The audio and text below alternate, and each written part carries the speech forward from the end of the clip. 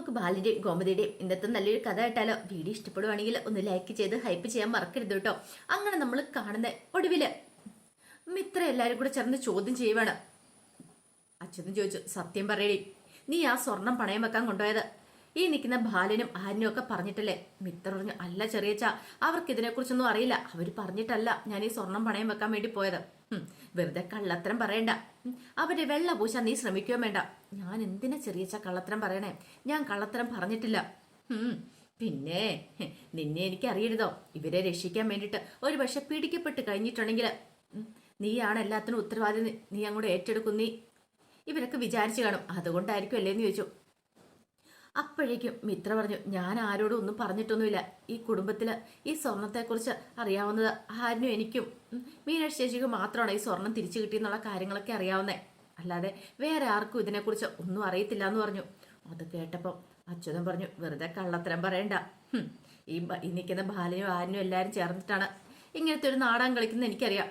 എല്ലാത്തിനും കാരണം ഇവനല്ലേ, ഈ ആരിനല്ലേ എന്ന് ചോദിച്ചു. ഇത് ചെറിയച്ച അനാവശ്യം പറഞ്ഞാണ്ടല്ലോ. എന്റെ ആരിനെ കുറ്റപ്പെടുത്താൻ നിങ്ങൾക്ക് എന്താ അധികാര അവകാശം?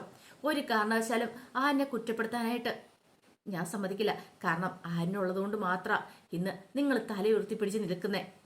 അല്ലായിരുന്നെങ്കിലുണ്ടല്ലോ, ഓ പിന്നെ ഇവനുള്ളത് കൊണ്ട് തലയുയർത്തി പിടിച്ച് നിൽക്കുന്നു. നാണം ഉണ്ടോ ഓടി നിനക്ക്? എന്ന് ചോദിച്ചു. ഇതും കേട്ടോണ്ടാണ് അനന്തൻ അങ്ങോട്ടേക്ക് വരുന്നേ.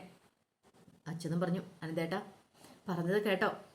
മിത്ര പറഞ്ഞത് കേട്ടോന്ന് ചോദിച്ചു. എല്ലാം കേട്ടു എന്ന് പറഞ്ഞു. ആണെന്ന് ചോദിച്ചു, എന്താടി നീ പറഞ്ഞത്?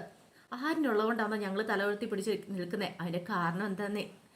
കാരണമുണ്ട്. അത് നിങ്ങളോട് പറഞ്ഞിട്ടുണ്ടെങ്കിൽ നിങ്ങൾ അത് എത്രമാത്രം വിശ്വസിക്കുമെന്ന് അറിയില്ല. പക്ഷെ സത്യാവസ്ഥ അതാണ്. എനിക്കത് പറയാതിരിക്കാൻ പറ്റില്ല. ഞാൻ പറയൂന്ന് പറഞ്ഞു.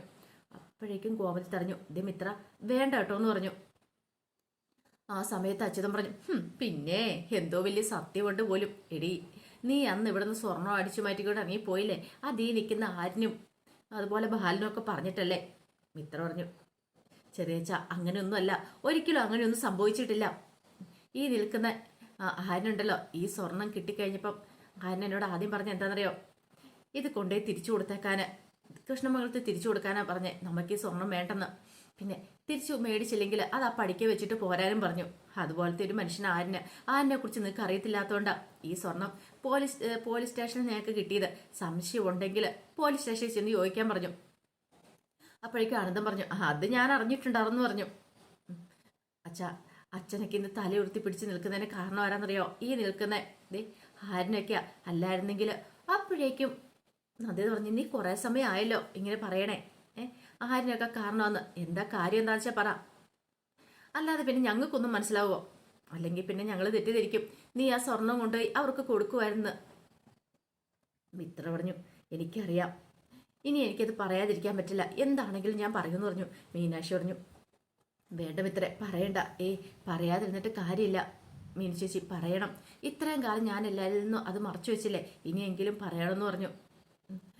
മിത്ര പറഞ്ഞു, ഈ നിൽക്കുന്ന ആരിനെ നിങ്ങൾ എപ്പോഴും കുറ്റപ്പെടുത്തിയിട്ടുണ്ട്. ആര്യം കള്ളനാണ്, മോഷ്ടാവാണ് എന്നൊക്കെ പറഞ്ഞിട്ട് മുദ്ര കുത്തിയിട്ടുണ്ട്. എന്തൊക്കെ പ്രശ്നങ്ങളൊക്കെ ഉണ്ടാക്കിയിട്ടുണ്ട്. പക്ഷെ ആരിന് ഒരു വാക്ക് പറയാൻ പോലും ഞാൻ സമ്മതിക്കില്ല. ആരിനെൻ്റെ എല്ലാമാണ് ഇപ്പോഴും. അത് നിങ്ങൾക്ക് അറിയത്തില്ലാത്തതുകൊണ്ടാ. ആരിൻ്റെ മഹത്വം നിങ്ങൾക്ക് അറിയത്തില്ലാത്തതുകൊണ്ടാ. ഇത് കേട്ടപ്പോൾ അച്യുതൻ പറഞ്ഞു, നീ കുറേ സമയമായാലും ആരിൻ്റെ മഹത്വത്തെക്കുറിച്ച് വിളമ്പിക്കൊണ്ടിരിക്കണേ. അവന് കൊണ്ടേ സ്വർണം കൊടുത്തിട്ട് നീ ഇതുപോലത്തെ ചതി ഞങ്ങളോട് ചെയ്യുമായിരുന്നല്ലേ എന്ന് ചോദിച്ചു. ആർക്ക് സ്വർണം കൊടുത്തുന്ന? അപ്പോഴേക്കും കോമതി പറഞ്ഞു, മോളെ ഈ സ്വർണം കിട്ടിയ കാര്യം നീ ഞങ്ങളോട് പറഞ്ഞില്ലല്ലോ. ബാലൻ പറഞ്ഞു, അതെ. ഒരു വാക്ക് പറയുമായിരുന്നെങ്കിൽ ഇതിപ്പോഴീ പ്രശ്നങ്ങളൊക്കെ ഉണ്ടാവുമായിരുന്നോ എന്ന് ചോദിച്ചു. മിത്ര പറഞ്ഞു, ഇല്ല, പക്ഷേ എങ്കിൽ ഒരു കാര്യം ഉണ്ടായിരുന്നു. ഞാൻ ആരിന് വേണ്ടിയിട്ടാണ് ഇത് ചെയ്തതെന്ന് പറഞ്ഞു. ആരിന് വേണ്ടിയിട്ടോ എന്ന് ബാലൻ ചോദിച്ചു. അതെ, ആരിന് വേണ്ടിയിട്ടാണ് ഇത് ചെയ്തത്. ഈ സ്വർണം അവിടെ കൊണ്ടുപോയി വെക്കാനായിട്ട് ആര്യം പറഞ്ഞു. പക്ഷെ ഞാനത് അവിടെ കൊണ്ടുപോയി വെച്ചില്ല. എൻ്റെ മനസ്സിലേക്ക് വന്ന എന്താണെന്നറിയോ? ഈ സ്വർണം ഇനിയിപ്പോൾ എന്താണെങ്കിലും ആരിന് ഈ സ്വർണത്തിന് വലിയ മുദ്ര കുത്തപ്പെട്ടവനാ. അപ്പോൾ ഈ സ്വർണം പണയം വെച്ചിട്ട് അവൻ്റെ ബിസിനസ് തുടങ്ങാമെന്ന് ഞാൻ വിചാരിച്ചു. പക്ഷെ അത് ആരിന് പോലും അറിയത്തുണ്ടായിരുന്നില്ല. അപ്പോഴേക്കും ബാലൻ പറഞ്ഞു, ആരിനെ സഹായിക്കാൻ ഞങ്ങളൊക്കെ ഇല്ലേ, പിന്നെ നീ എന്തിനാ ഇങ്ങനൊരു കാര്യം ചെയ്തതെന്ന് ചോദിച്ചു. ശരിയാ, എല്ലാവരും ഉണ്ട്. പക്ഷേ എങ്കിൽ ആരിനെ ആരുടെ കയ്യിൽ നിന്ന് ഒന്നും സ്വീകരിക്കുന്ന ഇഷ്ടമില്ല എന്നുള്ള കാര്യം അങ്കിളിനറിയാലോ. പിന്നെ ആരിനോടിത് ഞാൻ ഇപ്പോഴൊന്നും പറയത്തുമില്ലായിരുന്നു, ഈ സ്വർണം വെച്ചാൽ പൈസ കൊടുക്കുന്നതെന്നുള്ള കാര്യങ്ങളൊന്നും. ഞങ്ങൾ കുറേയധികം ലോണിനൊക്കെ നോക്കിയിട്ടുണ്ടായിരുന്നു. പക്ഷെ ലോണൊന്നും ശരിയായിട്ടുണ്ടായിരുന്നില്ല. അപ്പോഴാണ് എനിക്ക് ഈ ബുദ്ധി തോന്നിയത്.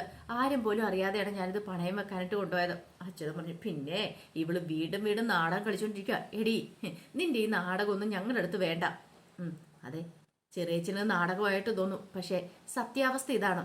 സത്യാവസ്ഥ എന്താണെന്ന് ഞാൻ പറയാം എന്ന് പറഞ്ഞു. എങ്കിലങ്ങോട്ട് പറഞ്ഞു തൊലക്കിടി എന്ന് പറഞ്ഞു അച്യുതന്. അപ്പോഴേക്കും മിത്ര പറഞ്ഞു, അതെ, നിങ്ങൾക്കെല്ലാം അറിയാവുന്ന എൻ്റെ കഴുത്തിൽ താലി കെട്ടിയ ആരിനെക്കുറിച്ച് മാത്രമല്ലേ അറിയത്തുള്ളൂ. പണം മോഷ്ടിച്ചോണ്ട് പോയ ആരിനെക്കുറിച്ച് മാത്രമല്ലേ അറിയത്തുള്ളൂ. പക്ഷേ അതിനു മുമ്പത്തെ ആരിനെ നിനക്ക് അറിയില്ലല്ലോ.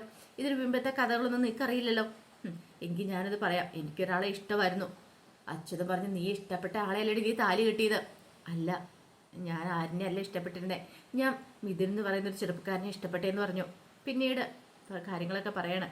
കല്യാണത്തിൻ്റെ തലേരാത്രിയാണ് വീട്ടിൽ വന്നതും അങ്ങനെ സ്വർണം കൂടെ എടുത്തോണ്ട് പോകാൻ പറഞ്ഞു. സ്വർണം എടുത്തോണ്ട് പോയതും ഗുരുവായൂർ വെച്ച് വിവാഹം നടത്താനെന്നായിരുന്നു അവൻ പറഞ്ഞിരുന്നേ. അങ്ങനെ ഗുരുവായൂർ ചെന്നു. അവിടെ വെച്ചാണ് എനിക്ക് അവൻ്റെ തനി സ്വരൂപം മനസ്സിലായത്. സ്വർണം അടിച്ചു മാറ്റിയിട്ട് എന്നെ ഉപേക്ഷിക്കാനായിരുന്നു, എന്നെ നശിപ്പിച്ചിട്ട് ഉപേക്ഷിക്കാനായിരുന്നു അവൻ്റെ പ്ലാനെന്ന്. ഒടുവിൽ അവൻ സ്വർണം അടിച്ചു മാറ്റിക്കൊണ്ട് ഇറങ്ങി ഓടി. പിന്നാലെ ഞാനും പോയി. പക്ഷെ എന്ത് ചെയ്യാൻ പറ്റും? അവൻ ആ സ്വർണം എടുത്തിട്ട് കടന്നു കളഞ്ഞു. എന്ത് ചെയ്യണമെന്നറിയില്ല. ഇവിടേക്ക് വന്നിട്ടുണ്ടെങ്കിൽ അച്ഛൻ്റെയും ചെറിയച്ഛൻ്റെയും കൃഷ്ണമംഗലത്തിന് മുഴുവൻ തല താണു പോകും. തല ഉയർത്തി പിടിച്ച് നിൽക്കാൻ പറ്റില്ല. പിന്നെ നിങ്ങളുടെയൊക്കെ മുഖത്ത് നോക്കാൻ എനിക്ക് പറ്റുമോ? അപ്പം ഞാൻ കണ്ട ഏകമാർഗം ആത്മഹത്യ ചെയ്യായിരുന്നു. ഞാൻ പിന്നെ ഒന്നും നോക്കിയില്ല. ആത്മഹത്യ ചെയ്യാനായിട്ട് അവിടുത്തെ അമ്പലക്കുളത്തിലേക്ക് പോയി ചാടി. പക്ഷേ അവിടെ തന്നെ ഒരാൾ രക്ഷിച്ചു. പിന്നെ എനിക്ക് വല്ലാത്തൊരു ബുദ്ധിമുട്ടായിരുന്നു. അങ്ങനെ ഇരിക്കുമ്പോഴാണ് അപ്പച്ചി ആനയൊക്കെ അവർ ഗുരുവായൂർക്ക് തൊഴാനായിട്ട് വന്നത്. അങ്ങനെ അവിടെ നിന്ന് അവരെന്നെ കൂട്ടിക്കൊണ്ട് നേരെ ഞങ്ങൾ താമസിക്കുന്ന സ്ഥലത്തേക്ക് വന്നു. ആ ഹോട്ടലിലേക്ക് വന്നു. അവിടെ വെച്ച് അപ്പച്ചി എന്നെ കാര്യങ്ങളൊക്കെ പറഞ്ഞ് മനസ്സിലാക്കാൻ ശ്രമിച്ചു. ഒടുവിൽ അന്ന് രാത്രി ഞാൻ അവിടെ പാനി കെട്ടിത്തൂങ്ങി ആത്മഹത്യ ചെയ്യാൻ തുടങ്ങി. കൃത്യസമയത്ത് തന്നെ ആരും വന്ന് കഥ ചവിട്ടിപ്പൊളിച്ച് എന്നെ രക്ഷിച്ചില്ലായിരുന്നെങ്കിൽ ഇന്നിപ്പം ഞാൻ ജീവനോടെ ഉണ്ടാകത്തില്ലായിരുന്നു. നിങ്ങൾക്ക് നാണക്കേടും ബാക്കിയായി പോയനോ.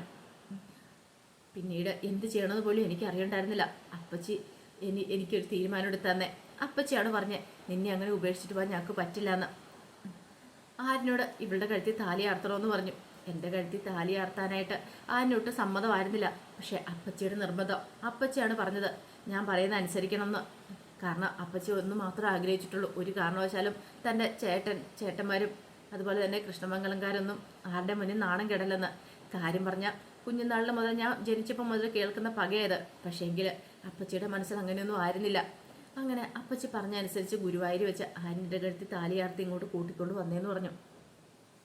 ഇത് കേട്ട് കഴിഞ്ഞപ്പോൾ അച്ഛനും പറഞ്ഞു, ദേ അനന്തേട്ടാ, ഇത് വിശ്വസിക്കില്ല, അടുത്ത കള്ളക്കളിയായിട്ട് ഇവിടെ ഇറങ്ങിയിരിക്കുന്നതാന്ന് പറഞ്ഞു. അനന്തൻ പറഞ്ഞു, കുറേ കാര്യങ്ങളൊക്കെ ഞാൻ പോലീസ് സ്റ്റേഷനിൽ നിന്ന് അറിഞ്ഞിട്ടുണ്ടായിരുന്നു. അതിൻ്റെ സത്യാവസ്ഥ എന്താണെന്ന് എനിക്ക് അറിയണമെന്നുണ്ടായിരുന്നു. ഇപ്പം എനിക്ക് മനസ്സിലായെന്ന് പറഞ്ഞു അനന്തൻ. അനന്തൻ്റെ കാര്യങ്ങളൊക്കെ മനസ്സിലായിട്ടുണ്ടായിരുന്നു. ഈ സമയത്ത് ഗോമതി പറഞ്ഞു, അതെ, എനിക്ക് നിങ്ങളോട് ആരോടും ദേഷ്യം വൈരാഗ്യമൊന്നുമില്ല. നിങ്ങൾക്ക് എന്നെ കാണത്തില്ലായിരിക്കും, ബാലേട്ടന് ഇഷ്ടമില്ലായിരിക്കും. പക്ഷേ എല്ലാവരുടെ മുന്നിൽ നിങ്ങൾ നാണം കെട്ട് തല ഒടിച്ച് നിൽക്കുന്ന കാണാനായിട്ട് ഞാൻ ഒട്ടും ആഗ്രഹിച്ചില്ല. അതുകൊണ്ടാണ് ഞാൻ മിത്രയുടെ കാര്യത്തിൽ ഇങ്ങനെ ഒരു തീരുമാനം എടുത്തത്. ആരോടൊന്നും ചോദിക്കുകയോ പറയുകയോ ഒന്നും ചെയ്യാതിരുന്നത്. ഒരു പക്ഷേ അവിടെ അവളെ വിട്ടിട്ട് പോന്നിട്ടുണ്ടായിരുന്നെങ്കിൽ അവളൊന്നും ജീവനോടെ കാണത്തില്ലായിരുന്നു, എനിക്ക് അറിയാമെന്ന് പറഞ്ഞു. ഇതെല്ലാം കേട്ട് കഴിഞ്ഞപ്പോഴത്തേനും ഇന്ദിരാമ്മയുടെ കണ്ണ് നിറഞ്ഞു വന്നു. എല്ലാവർക്കും ഭയങ്കര വിഷമമായിരുന്നു. ഇന്ദിരാമ്മ പെട്ടെന്ന് മിത്രയുടെ അടുത്തേക്ക് വന്നിട്ട് സത്യമാണോ മോളെ നീ പറഞ്ഞേന്ന് ചോദിച്ചു. ഞാൻ സത്യം മുത്തശ്ശി പറഞ്ഞേ.